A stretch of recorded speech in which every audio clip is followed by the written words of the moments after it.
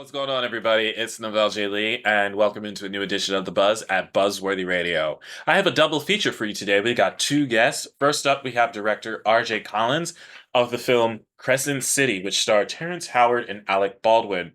It is a crime thriller, and I thought it was very interesting how the dynamic of the serial killer that was played off in this movie, just the motive behind it was very it was definitely different than what I was used to. So we got to talk a little bit about that with RJ, plus the casting of the film, etc. And then getting into it with Simon Phillips, who stars in the film The Mousetrap. We're gonna talk a little bit more about that. I'll go into that deeper before we bring Simon on. But in the meantime, check out our interview first up with RJ Collins. Well, guys, I am sitting here with RJ Collins, and we are about to talk about Crescent City. And I'll just start off by saying, what a mind fuck this movie was. Well, first of all, how are you? But I mean, thank you. Yeah, and even I think the same thing. Even when in editing, I'm like, wow, we really just did this. yeah, Thank you though. No, everything's good. Yeah, very excited. It's coming out August 16th, and it's a labor of love. And it was a long time coming. The script was created before COVID even hit, and that slowed us down. But we got very lucky that we had the timing to make it when we did. I was going to ask that as being one of my questions as to how long did it take for this to get from the pen to paper to the screen? And, it's amazing, excuse me, for how so many of these movies that I've recently chatted about within the recent weeks, a lot of them have been done prior to the shutdown, and we're now getting to see these thought-provoking movies just come right into the limelight right now, and I think it's great. But uh, to my introductory point of it being a mindfuck, for sure. I mean, just getting into it. What I'll say this: I had suspicions on how it was going to end, but I was not going in the level of how it ended. I will say that I thought it was going this way, and I was right on part of it, but I was not correct on the rest of it. Yeah, well, I would say kudos to the writing and kudos to the actor's performance for that. I'll definitely give the credit where that's due. So this movie, I'll give you the history of it to help you with your question too. The script was created in 2019 Mhm. after research was done on a bunch of different serial killers. That was all public domain information, and it was so fascinating and disturbing. And the script was written, it was phenomenal. And during COVID, there was rewrites and things that happened, which were nice. So we had time to kind of get the story in place. And then we, in last year, right before summertime, we really started to push it forward. And luckily, the producers that we have on this team, which are phenomenal, Mhm. Edward Osipov actually knew he had done a film with Terrence Howard before, and he was like, "Look, let me send this to Terrence, see what he said." Terrence called him and said, "I love it, man," and it was like Yeah. that was like the beginning of it. And I was like, "Yes!" When we got that word, we knew Terrence in perfect. He's also an actor magnet, right? Everybody's like, he's so phenomenal that people are like, "Yes, yes, yes." It really helped it out, and we were so excited because Terrence, playing Detective Brian Sutter, he's essentially the lead of the movie with Eastside's character Luke Carson, and they're a detective team in the story, and it's man, they had such a great collaboration, these guys. I have to agree because just the star power that was attached to this film already was piquing my interest. But then once you really get into the in depth of this movie and how far it was going to go with taking in, and it was just absolutely enthralling. I couldn't stop watching it. It really was, as I said a few moments ago, thought provoking because you really are trying to figure out what is happening, and then you thought you had, but then you really didn't figure it out. And that was just one of the best aspects of this movie. I love those type of psychological thrillers. Thank you. And that's kudos to the writer because Rich Ronett, he told me when he was writing it, he's like, "Look, man, I haven't even chose who the killer is going to be yet." He literally didn't decide that till the end himself, which was Really? great. Yeah, that's why it worked so well. He told me, he's like, "I'm literally not going to choose it till the end," and he figured out who he Wow. wanted to make.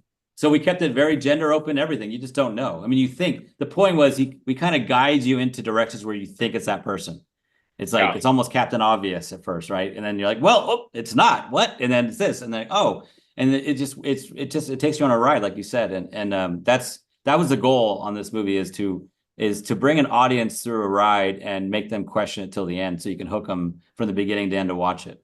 That's really what it was. And just like you said, I was very surprised at the notion now that till the end really didn't have any, and I really like that facet of it is because as you just said, we're watching it and we're going like it could be anybody. It could have been anybody in this. And that's how it was played off. It was so open-ended that you really could have said, "Oh yeah, it was this person." Oh no, it was this person. Oh, it was actually this person. So I love the fact that, and of course, with the movie itself, so setting it up, there was a string of murders going into the film, guys. There was a string of murders that happen in this town, and it's up to the detectives to figure it out. They bring in an IA agent, but but the premise of it is that can you really trust those on the police team to crack this down. So that's the main theme of this film, but it's like when you get into it, I just love how it's playing every opposite side of the spectrum. And Well, um thank you. I think that's why it was so enthralling for me. So I definitely want to say that. Um and like I said, the star power also was a big thing for this. Um Getting this now premiered on the 16th which is next week. Oh my gosh, I can't believe it's next week. August is flying Yeah. by, guys. But now getting the chance to have this premiere, having people getting the opportunity to see it, since this has been 5 years of the making, pretty much. 5 years. What does that say to you now that we are having the chance to promote this and having everybody see, as you said, a labor of love of this film? Yeah, I mean it's a dream come true, because you put so much time in and work on these things, and to see it come to life, and now with Lionsgate supporting it and coming on the big screen too in select theaters, and VOD everywhere here, it's just it just has that great feeling of accomplishment in a way, because there's so many reasons why these movies don't happen, and so many Mhm. things that get in the way of why they don't happen. The internal Yeah. side of Hollywood that you just don't know.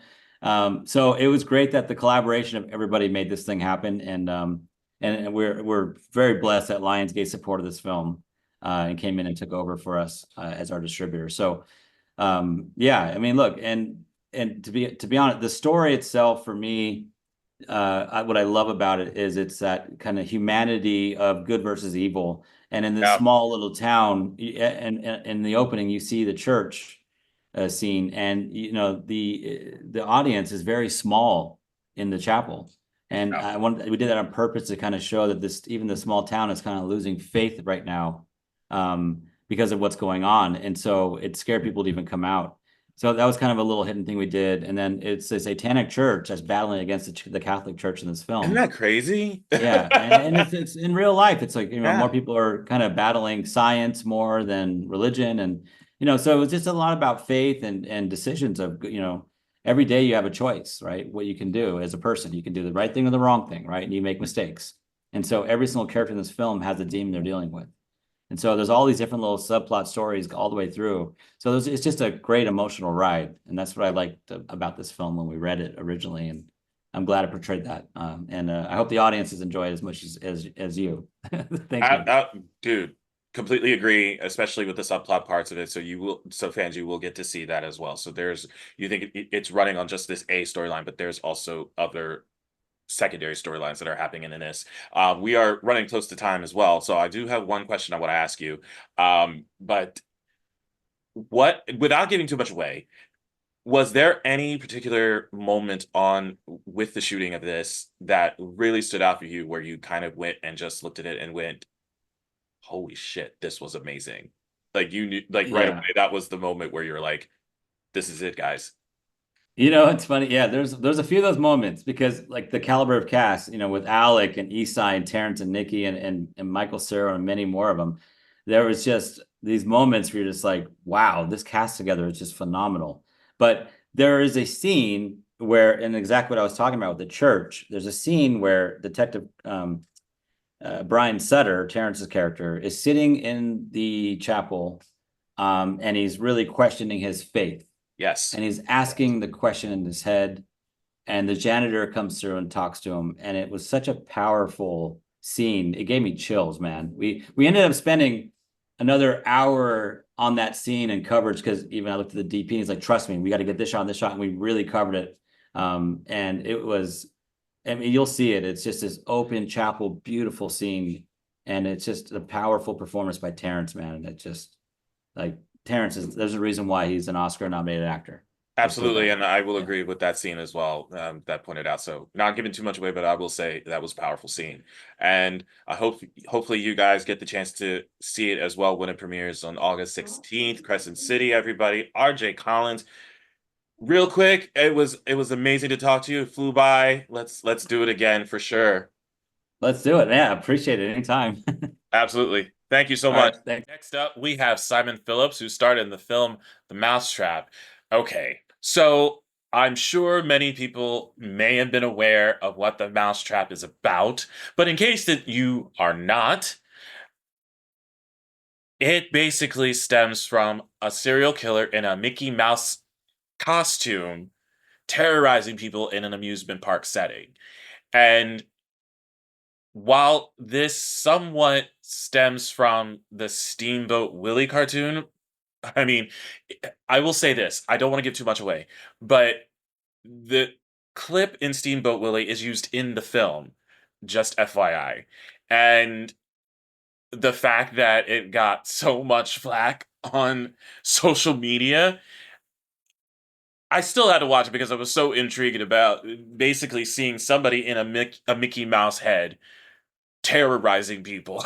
and and I got some news about this as well at the end, so stay tuned for that. But first, watch the interview with Simon and hear what I had to say about it. Check it out. Listen, I am sitting here with Mr. Simon Phillips. How are you, sir? Good morning, about how are you? I'm I'm well. doing great. And we're here to talk about The Mousetrap. And I'm just going to come right out and say that the first thing about this movie that hooked me was the disclaimer of the film. No, did you like that? Yeah. Okay, That yeah. was literally my. I literally watched it, and the first thing I said was, "Okay, that's kind of cool." It's very cool. All credit goes to director Jamie Bailey there, who came up with the lawyer told us, hey, you need to have a disclaimer at the beginning of the movie. Like people need to know it's not Disney. And we're like, I think they're gonna know it's not Disney. And they're like, no, we need to say it. They're like, okay. And then Jamie Bailey went away and wrote that thing and put it in that by the way, Lavelle, we're calling that generic space crawl. That's what that's called, with generic space music, because we don't need to be in any more trouble with Disney than we already are. No. So anyway, he came, and the first time I saw it, I didn't even know he was doing that. I saw it, I laughed my ass off, and I thought this is a great way to start the movie because it's like, absolutely, we should do this. Yeah. Oh, I completely maybe laughed for like the entire time of that disclaimer. I said, "This is pretty not only ballsy, but this was amazing." And just to throw this out there, this is not really a spoiler alert, guys, but I'm just gonna let you know that this disclaimer, literally as we just said, not affiliated with Disney in any way with this film, but it repeats itself multiple times in this role to let you It, all know we're not affiliated with Disney, but we love Disney. So just watching that just completely on repeat was absolutely amazing. good. I'm very happy that everyone enjoyed it. And again, credit hats off to Jamie Bailey because he number one he came up with it. I thought he was because he was like, "What's it gonna say?" And I was like, "Oh, just some legal, I don't know. This is Like the not legal Disney." mumbo jumbo you expected it to say. Yeah, all the boring. So I was like, I think they want it to be like that. And the lawyer, we showed it back to the lawyer, and he was like, "Okay, yeah." He was like, "I was like, well, it says what you wanted to say, right?" And he goes, "It does, yes, all right." It does, but not really what I expected it to Well, the say. lawyer's mad because he obviously laughed at it too, sort of. So he's mad that we made him laugh. I know that's That's why. probably what it is. You're probably right. You're probably right. But this, speaking of laughing, I'm a big fan of dark humor, and this film definitely has that. Well, I hope. And I mean, it was just there was just parts of this where I'm just sitting here looking, listening to it, and I'm going, so you're scared of this thing in a Mickey Mouse head. So let's give this to everybody. So this movie basically is about these I don't know if we call them teens, but I think they're legal age. So Yeah. young adults, we'll say that. Young adults in this arcade room trying to escape a killer who is in a Mickey Mouse head. And literally, I'm sitting here going, so you're afraid of this guy killing people in a Mickey Mouse head, but yet you're more worried about this girl who most of these guys want to date. So, what exactly is your fixation here? I think what I imagined for this. Let me start off at the beginning, right? What I imagined is that we were making a 90s number one, mate. We're making a pretty ridiculous idea. I'm Of glad course. that Jamie Bailey went along with this idea. But it was a pretty ridiculous idea. We had a ridiculous time making it, so that's the first thing. These young adults, as you say, I kind of had this feeling about like everybody's very distracted these days. There's all this bit of like nobody can pay attention to anything for too long. We've all sort of we all seem to suffer from not being able to hold focus. So in the midst of, I like to add the comedy in this, that in the midst of these life-threatening scenarios, that someone's still concerned about a date going on, Yeah. that sort of because it seems like the sort of distracted behavior, number one, that gets teens killed. Yeah. In old horror movies, it used to be like, somebody would try and escape by running upstairs. And you're like, well, don't run upstairs. You're going to you're locked in upstairs now. The killer can just go up the stairs and find you. Yeah. Uh, but nowadays, I feel like what's going to get young adults killed is going to be this sort of distracted behavior of going, yeah, I'm running away from this guy, but is there a gluten-free option on the, they're gonna, you're like, don't worry about that right now. Yeah, That's literally what it this was. guy is killing me. But you know what he also did? He also offended me, and I'm kind of triggered now. And I was like, well, don't worry about that because you'll be dead, and it won't. If that doesn't matter. you know, I actually have a line. I had a girl say, one of the girls in the movie say, "I'm too pretty for this to happen to me." Yeah, so Yes, she did. And I'm literally going, well, yeah, but also you're about to die. But I'm yes, glad you're worried about how pretty you are. exactly, and that's what it is. It's misplaced emotion and misplaced worry. That's definitely what's going to get all young people killed in this scenario. I love that it had mimics of that. Like literally certain points of it where you're watching it and I'm going, oh my gosh, this literally calls out to this. This literally calls out to this film. Or like there was just like little nuggets in there that made me think of like those, as we just said, those horror movies in there, and I'm going, oh my God, I love that it's playing up to this. So so it was listen, I will never watch Steamboat Willie the same way again because of this movie. Never watch that cartoon in the same way again. But it was Well, good. it was definitely it definitely had me just watching it and I was just mesmerized at the fact that these young adults were just not really worrying about dying. So good for them. Good for them that they don't worry about those just their mortality. I mean, listen, I mean, we had the beginning of the film. I'll say this for you guys, so not to get too much away, but at least in the beginning of the film, you could kind of tell that these young adults are distracted. It's particularly the one who basically is just working and on her phone and really does not care. Yeah, well, that to me is I got rid of that character quite quickly when we were writing the story, but I wanted to show that she exists. I was like, there is. I mean, we all know that person who's just like, you invite. It doesn't matter if they're at work or you invite them to the pub or there's that person. They annoy me intently, which is why what happens to her happens. Same, same. So literally, I probably now can say this. I did not feel bad when No, that happened, no. because of that. So I appreciate you saying that to me because now I feel better about myself. No, I think there's unfortunately, mate. There's a very large portion of the audience who are going to recognize that character, like for somebody that they know, and go, "Yeah, I mean, well, Felt every they're not ounce of going to that. feel anything about it." How long has this like when did the concept even come about for the mousetrap? How did it start? When did it start, I should say? And Okay, well, how did it start? So I'm sure you. I don't know if you saw Blood and Honey, which was like the Winnie the Pooh horror movie that they I made. did. I Right, did. great idea. Maybe not a great movie, but certainly a great idea. So when last year when I saw that movie, I also at the same time heard that in the future, in 2024, Mhm. Mickey Mouse was coming into, or rather, Steamboat Willie's Mickey Mouse was coming into public domain. Public domain. So Yeah, that's right. I had this crazy idea. I was like, oh well, we're just going to do what they did because that was a great idea. I was like, but we're going to do it for Mickey. And then loads of people, mate, were like, you won't be able to do it for Mickey Mouse. And I was like, why not? And they're like, it's not this. Winnie the Pooh was based on a book. It wasn't really a Disney character. Remember, it's a book. But whereas Mickey Mouse is owned by Walt, it's created, owned. They've got Right. trademark, it's everything. And they're like, you won't be able to do that. And I was like, I'm pretty sure once it goes into public domain, I think that's exactly what that's for, actually. Sort of, Yeah. but lots of people were gutless and they didn't want to get involved with it. But I found a few brave people that would, sort of. So I think it was more not here even we are. with. I think even it was more because I heard that about people's not misconceptions. It was more or less their grievances about using Mickey Mouse in this kind of fashion. I heard that, but I was also going, I think it's more not because it went into the public domain. I think it was more like you can't do this to Mickey Mouse because it's Mickey Mouse. Like in Oh yes, that I kind mean of fashion. there's those type of comments as well. But there are people that say that about the Winnie the Pooh thing. How dare you do this to Winnie the Pooh? And you're like, yeah, to be honest, remember number one, we love Disney. I have Disney Plus, so I watch everything they make. Disney, at the heart of their principles, they're all about fun and creativity and playing. And that's exactly what we're doing with this movie. We're being Yeah, creative, we're having fun, and we're playing.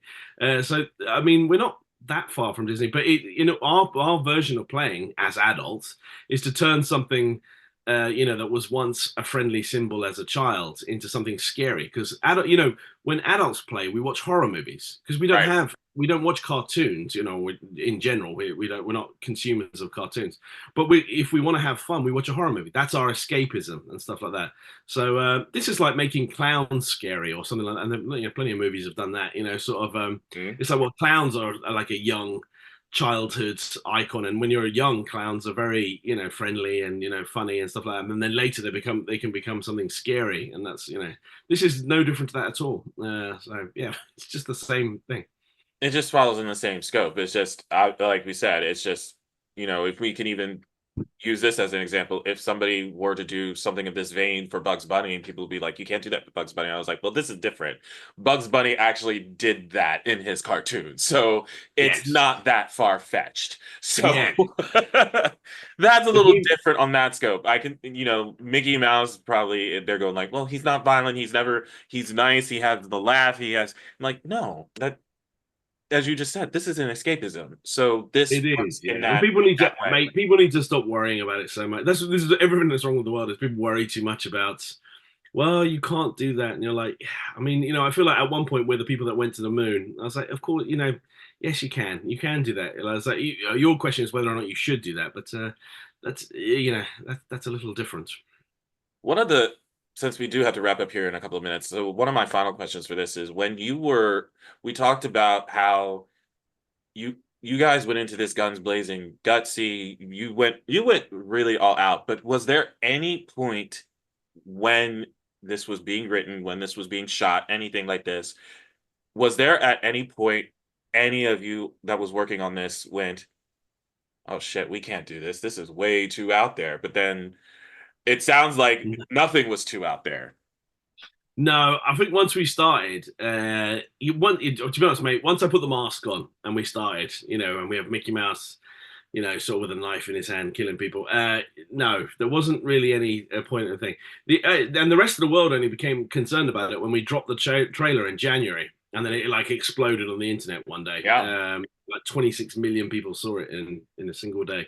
that's It was insane. nuts. Yeah, but that wasn't a testament to us. That was a testament to how powerful Mickey Mouse is. Sort of it's like you remember that like Winnie the Pooh doesn't travel everywhere. Like he's probably not known in Italy or Africa or so, but Mickey Mouse was known everywhere. We were getting calls from like everywhere, like everywhere in the planet wanted the Mickey Mouse movie because they that's how much of a global icon the cartoon character was, sort of. Right. So that's a testament to its popularity. But nobody was that the rest of the world got concerned when we dropped the trailer. about like, oh, I don't like this, but I will tell you now that everywhere wanted it. So there's always that morbid curiosity as an adult. They go, I'm not sure if you should have done this. I was like, would you want to see it or not? And they're like, yeah, I do. There it is. That's called consumer appetites. So You can't have your cake and eat it too, kind of thing. But yeah, you can't have the best of both worlds. exactly that. Yeah. But I actually had fun watching it. This was better. This was better than Blood and Honey for sure. So I really Yes. appreciate you guys doing this. I shouldn't slag those guys off, but it was, my God, that was a terrible movie. But it was a good idea. It was a good idea. It was, the concept was good, but the execution was not. But this one really did. Like I said, it had the dark humor, and it had, you were able to play up to the history of the cartoon character plus everything else that happens in the movie. So I was definitely entertained by it, and hopefully everybody else was too. I mean, everybody wanted to see the trailer. There you go. You got to watch the whole thing. It is definitely the last thing I will end this with is it's going to leave you saying what the fuck at the end. That's all I will say. Wait, mate, if that might be the quote of the movie for me. I was like, when people go, "What do you want people to take away at the movie?" I'm going to say, right, this interview, Neville told me, he goes, at the end of the movie, you're just going to be looking at yourself or in the mirror, or looking at what's left of the credits, going, "What the fuck?" And I'm like, that's brilliant. That's exactly that's the only thing I now want people to have as an aftermath feeling. Well, you're welcome for me bringing that to you, because that's exactly what I said. Mate, when you hear me saying that again on thing, I'll go, I got that from you. I'll don't worry, I'll credit for you. I was like, that's perfect. That's the perfect reaction. Perfect. Well, there it is, guys. I can't end on a better note than that. Simon, it was a pleasure talking with you, and I'd love to have you back. Great. Thank you, Neville, for having me. I think I speak for us both when I say, the fuck? What the fuck? Thank you guys so much. Appreciate it. I want to thank both of my guests, RJ Collins and Simon Phillips. You can actually watch both of these films, Crescent City and The Mousetrap, video on demand at your leisure. And the news I wanted to mention is The Mousetrap is getting a sequel. So it was announced a few weeks ago that they will be back for another one. So shout out to you, Simon, in making this happen again. I can't wait to see the second installment of this film. So major kudos to you, and thank you guys for tuning into this one. I had so much fun talking with these guys, and hopefully you guys did too. My name is Neville J. Lee, making sure you keep getting the latest buzz with Buzzworthy Radio by logging on to our website at buzzworthyradiocast.com. You can also find us on X, formerly known as Twitter, at Buzzworthy Radio, liking us on our Facebook page. I'm also on Instagram at BuzzNav, and you can download and stream our podcast whenever and wherever you are at Amazon Music and iHeartRadio. We'll see you guys next time. Take care.